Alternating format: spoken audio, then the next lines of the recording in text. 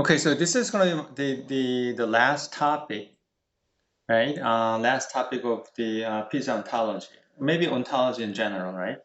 Last topic is semantic query enhanced web rule language called SQWRL, right? Also, pronounced as SQWRL, right?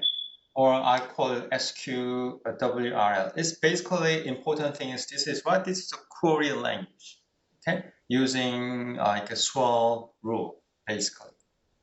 And then they use SQL, select, SQWRL : select statement that lists every parameter that we want to know the value of every time the rule fires. Okay. Let's just use, okay, for this, we have only one exercise, and this is going to be the last exercise that I'm going to cover for the PISA ontology. But let's just get into a little bit more detail on this topic, SQWRL, right? So just go to the this slide, right? The slide, by the way, is in your shared directory. So this is page 45, okay? Okay, the SQL, we know that it's a rule language, but not the query language. However, the rule antecedent can be viewed as what? Pattern matching specifications, basically a query, okay? So with the built-in language compiling query extensions are possible. So hence we have SQWRL or the SQWRL, right? Now, so this is example. So you know that this is antecedent, right? Antecedent is the same, just like the SQL rule. But when you look at the consequent, right? Consequent, you use different, format, right? Instead you use what? The built-in SQWRL language. So this means a select, right? So this is a good example. Like, where is my pen? Okay, so first, the P is a person, right? And then P has the age. And if that age is greater than 17, right? If everything is, if there's a match, right? Then what? Then instead of a consequent, the select, it will show that, that person, right? Let's say, for example, like Kevin. And then it's greater than 17, right? So it shows the age, let's say 19. And then let's say Alice, age 21, etc. So this is going to be the result shown by this statement in the consequent. Okay, so that's why it said this is a query language, because the result is, the execution result is basically,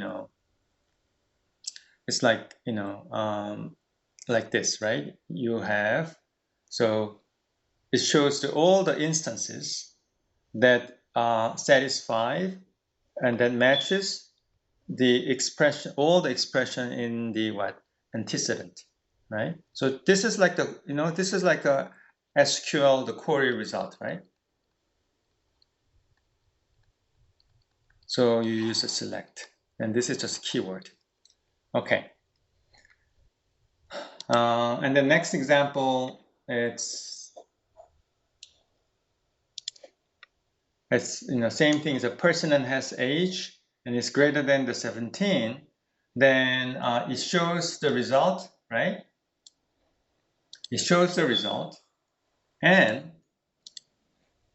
right, and then it displays, it displays the result by age. I think this is probably from probably this is going to be probably descending order. But anyway, order by, right? And you know that this is and sign, right? So another example is the you can also count. So if there's a person and if that person has a car, and then the result is shows the list of the instances, like the people, right? All the persons who owns a car. Then also what? At the same time, it shows the number of cars, right? Owned by the persons. But in ontology, there is no way of studying the count in ontology. But this is really great way, right? If you want to count number of cars, right, owned by a person, right? I mean, yes. And also, it can do the same thing. It just yes, count all the owned cars in ontology, right? So it's a person has a car, and then what? It really counts number of owned cars, right? All owned cars in ontology. Okay. Okay, and the next one is the just count all the cars. The difference from the previous example is this is like count all the owned cars because have this in the antecedent. But this one is simply count number of all cars, right? And aggregation queries, average age of the person in ontology, right? The P is a person, and if that person has, like, of course, an age, right? Then what's the average, right? So this is aggregation queries, average age of the person in ontology, right? And this one is the queries and the rules can interact. You know that this is, first of all, this is what? This is a rule, right? So this is a rule, and this is the queries, right? So the first one is the rules, and then second one is the queries, and as you can see, they can interact, right? So if a person and if an age, and the age is greater than 17, the P, right? Now the P is an instance of a class adult. So you know that this is what? This is goal number 2, right? Made P an individual, make P be an instance of a class adult, right? But anyway, so that's a rule, right? And once you have adult, then you can use that adult, right? This new class name. And if A is adult, and then show them, okay? Show all the list of the person. Let's say Kevin, Alice. Show all the instances of all the instances belonging to class adult, right? You see that there is interact through the adults, right?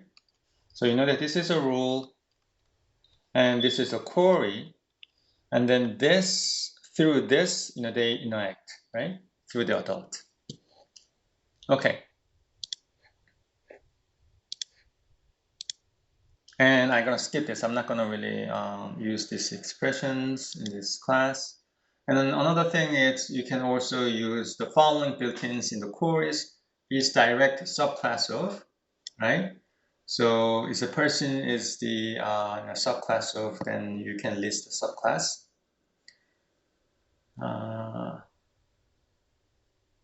Yes, and then this is like is subproperty of, right? The subproperty and then has name, right?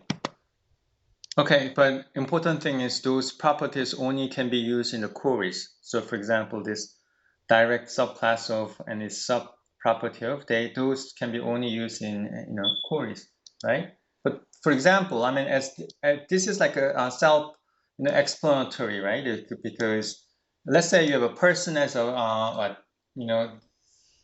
for example, right? The question mark means this is variable, right? Oops. So this question mark, this is a variable. And the person is a class, right? So let's say you have a person class. And then for the subclass, if you have, let's say, student class, right?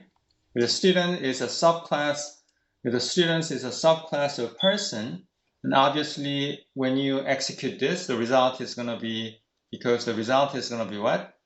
It's going to be what? Student, right?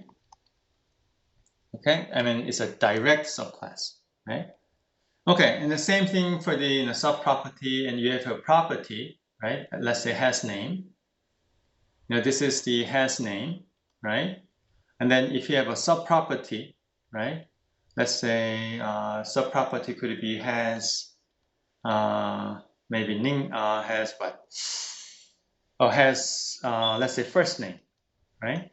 So if this is the subproperty, direct subproperty of has name, then when you execute this, the result is going to, the query result is going to be what? Has a first name, right? Okay, something like that. But please use those only in queries. Okay, so that's what they're trying to say here in this lecture slide. Okay, so I'm done pretty much. And then in my next lecture, I'm going to basically do exercise 36. And that's going to be the last exercise. Okay, thank you.